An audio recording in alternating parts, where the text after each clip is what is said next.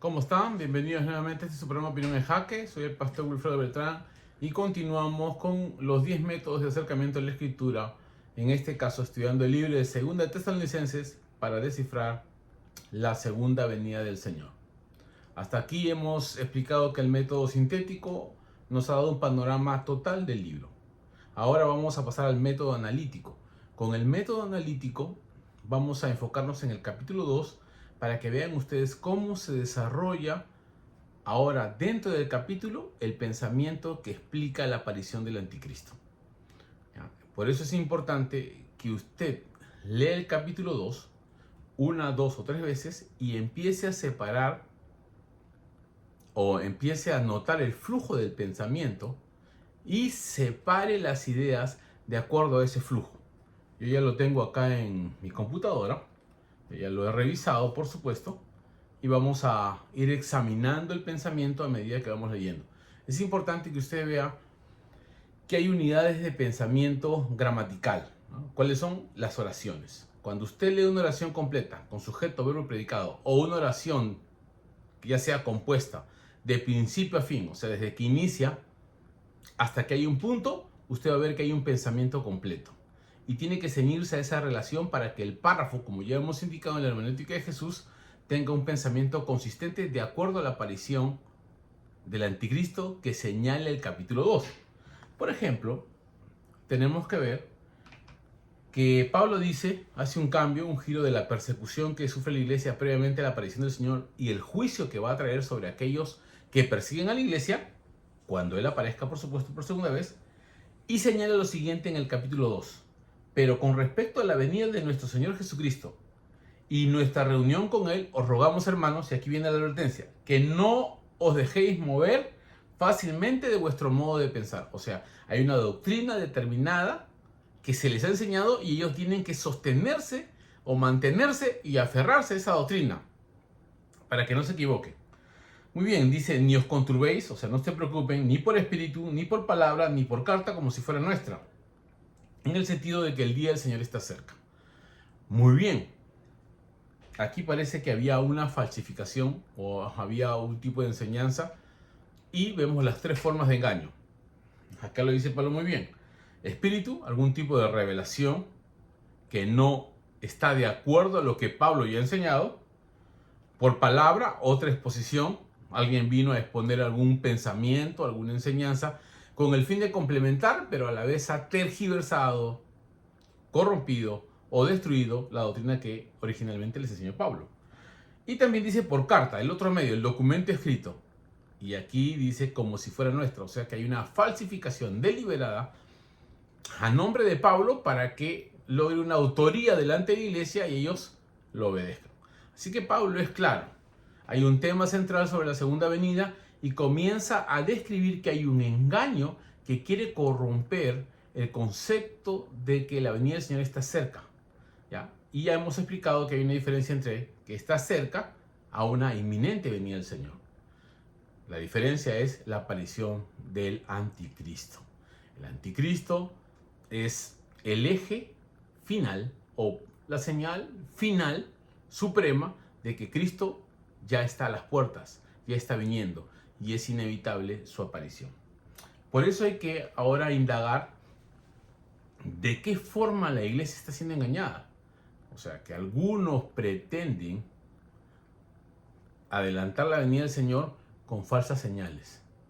Y la señal más importante que debemos tomar en cuenta es este personaje, el hombre inicuo, que Pablo describe en este capítulo. Por eso recalca nuevamente en el verso 3, nadie os engañe en ninguna manera. O sea que ya no se muevan fácilmente de su modo de pensar, de acuerdo a lo que ya les he enseñado, porque eso lo dice en el verso 5. ¿No os acordáis que cuando yo estaba con vosotros os decía esto? O sea que Pablo había cimentado esta doctrina, ya les había explicado esta verdad cuando estaba en la iglesia de Tesalónica. O sea que ellos no son ignorantes de la exposición paulina. Hay una doctrina sistemática ordenada posiblemente que él ha enseñado, porque Pablo es así, un tipo ordenado como se ve en el libro de Romanos, Así que ha profundizado en las ideas que se plantean en este capítulo. Así que todos nosotros debemos ser conscientes de esta verdad. Que Pablo está hablando de, en medio de la aparición del anticristo, un posible fraude doctrinal que se quiere introducir a la iglesia, un engaño para corromper la expectativa de la iglesia en cuanto a la venida del Señor y por consiguiente el testimonio, porque esto está muy entrelazado con el abandono del trabajo que habían hecho algunos y estaban, digamos así, a la espera de la venida del Señor. Porque en el verso 15 dice: así que, hermanos, estad firmes y retened la doctrina que habéis aprendido, sea por palabra o carta nuestra. O sea, Pablo ya certifica de que sí, él ha expuesto esta doctrina, sin embargo les ha escrito una carta o algún documento para afianzar estas verdades y tengan un material permanente a la mano. Y vuelve a resaltar en la práctica ya del capítulo 3, dice: de los que andan desordenadamente, dice lo siguiente, verso 6, pero os ordenamos, hermanos, en el nombre de nuestro Señor Jesucristo, que os apartéis de todo hermano que ande desordenadamente y no según la enseñanza que recibisteis de nosotros. Vuelve a recalcar que la iglesia puede tener un mal testimonio ante los mundanos si es que no mantiene la sana doctrina intacta tal como se les ha comunicado. Muy bien. El método analítico nos facilita entonces a entender el pensamiento de manera detallada. Usted va a detallar. Hoy vamos a ver que estamos viendo en primer lugar la forma de engaño, ¿ya?, que ha querido corromper la doctrina. Posiblemente les han dicho: ya el Señor viene ya, y han pasado por alto la última señal que indica que el Señor ya está por aparecer. Una cosa es que esté cercana, y todos somos conscientes de eso. Han pasado 2000 años desde la primera venida del Señor y siempre se ha hablado de una cercana venida del Señor. Sin embargo, la inminente se va a notar con la aparición del anticristo. Ahora vamos a detallar quién es el anticristo. Y vean ustedes cómo el método analítico nos facilita entonces descubrir cuáles son las características que van a afianzar nuestra doctrina sobre la evidencia suprema de la venida de nuestro Señor Jesucristo. Y para esto, quiero que ustedes noten que en el verso 3, la segunda parte, Pablo empieza a hablar de qué. Primero, nadie os engañe dice, en ninguna manera, y aquí viene la primera razón, porque no vendrá sin que antes venga la apostasía. Muy bien. La apostasía, ustedes saben que es la renuncia del mundo cristiano a la fe. Es la renuncia de los devotos a la esperanza del Señor a la fe. Por eso es importante que tengamos en cuenta una sana doctrina sobre la segunda venida, porque si no, podemos ser parte de la apostasía al perder la expectativa correcta y el testimonio correcto ante el mundo mientras esperamos que el Señor retorne. Y se manifiesta el hombre de pecado, el hijo de perdición. La antesala entonces a la aparición del anticristo es la apostasía. O sea, un declinamiento de la fe en el mundo cristiano. Porque la apostasía es la renuncia a la fe verdadera de nuestros padres o a la fe verdadera que profesamos como tradición heredada de la verdad misma nacida por Dios, ¿no? Esa es la idea. Y volvemos entonces ahora sí a analizar estas características que Pablo describe para que podamos identificar al anticristo. Si alguien no calza en estas tres características que voy a señalar, todavía no viene la aparición del anticristo. Por ejemplo, dice: se manifiesta el hombre de pecado, el hijo de perdición. Así lo califica Pablo. Hombre de pecado, hijo de perdición. O sea que va a ser un hombre, pero entregado al pecado y completamente envuelto en la perdición. Esa es su naturaleza corrupta. Y ahora lo describe: el cual se opone y se levanta contra todo lo que se llama Dios y es objeto de culto. Aquí vemos que se va a oponer a toda religión. Esta es una característica esencial, ¿ya? Él no va a permitir ninguna práctica religiosa, de ninguna religión, autóctona, histórica, cristiana, contemporánea, secta o cualquier práctica religiosa que hay en el momento en que Él retorna. Él no lo va a permitir, no va a estar de acuerdo. Esa es una característica. Y sigue diciendo el verso 4, tanto que se siente en el templo de Dios como Dios, haciéndose igual a Dios. O sea que no tolera ningún tipo de competencia porque él se considera el Dios único. ¿Ya? Se siente en el trono de Dios como Dios. O sea, él se considera Dios. Por consiguiente, ninguna religión va a estar permitida. Y va a establecer una religión, en este caso, en base a su persona, ¿no? Me hace acordar la película de la momia, cuando empiezan las 10 plagas que lo enfocan, por supuesto, a la aparición de Imhotep, ¿no? Y digamos, no guardan las 10 plagas en relación a la salida del pueblo de Israel de Egipto, ¿no? Sino más bien al juicio sobre el falso sacerdote que se opone, digamos, traiciona al faraón, adulterando con su esposa. ¿Ah? Pero ahí se establece un culto, ¿no? Un culto general sobre Imhotep. Ya. Esa es la misma idea. Él va a establecer un culto para él. Entonces, las dos características que estamos viendo inicialmente es que se opone a otra religión y él se considera Dios y va a establecer un culto en base a su persona.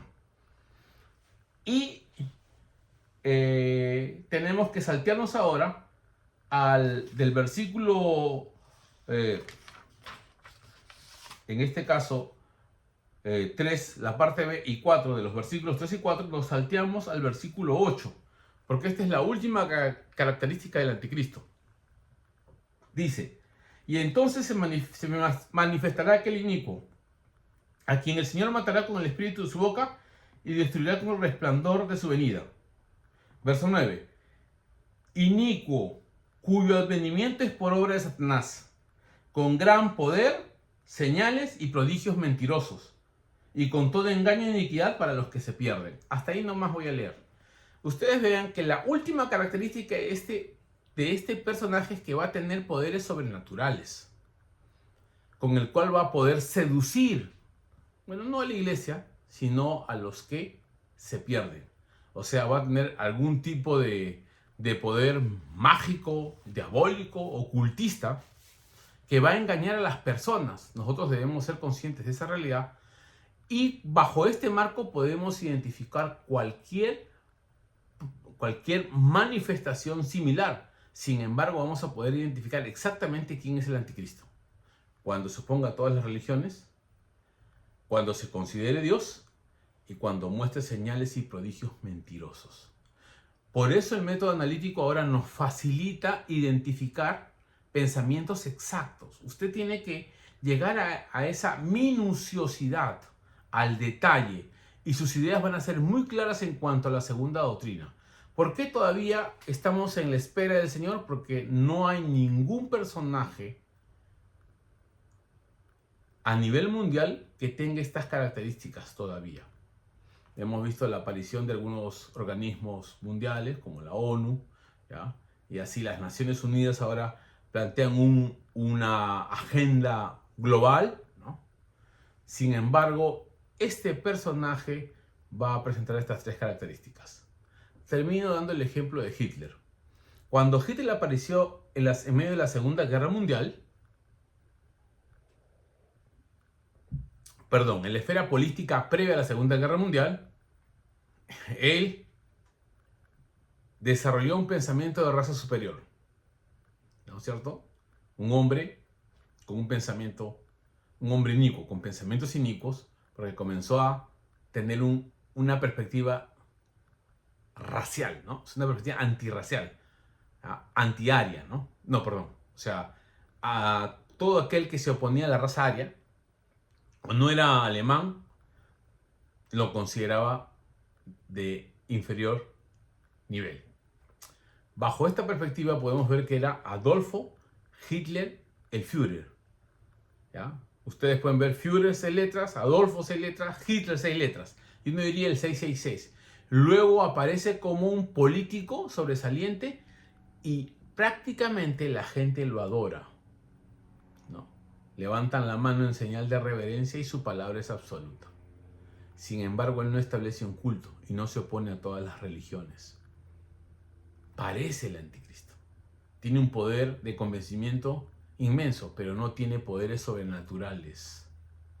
que lo identifique como tal. Sin embargo, muchos en esa época pensarían que era el anticristo. Así que les digo, es importante que mantengamos una doctrina clara y el método analítico nos ayuda mucho. Y usted, cuando tiene estos detalles, usted va a poder examinar, así estemos pasando persecución, la verdad de tal modo que usted se mantenga firme para que no demos mal testimonio ante el mundo. Nosotros somos la luz y para mantenernos como la luz poderosa, nuestra energía viene de una sana doctrina sobre la segunda venida. Así que comparte este video y síganos en nuestro canal de YouTube sobre el estudio de la segunda venida bajo los 10 métodos que estamos enseñando. Este es el segundo, así que vamos a tener una segunda parte y la próxima semana o la siguiente vamos a empezar con el método teológico. Los esperamos. Dios los bendiga y active la campanita. Gracias.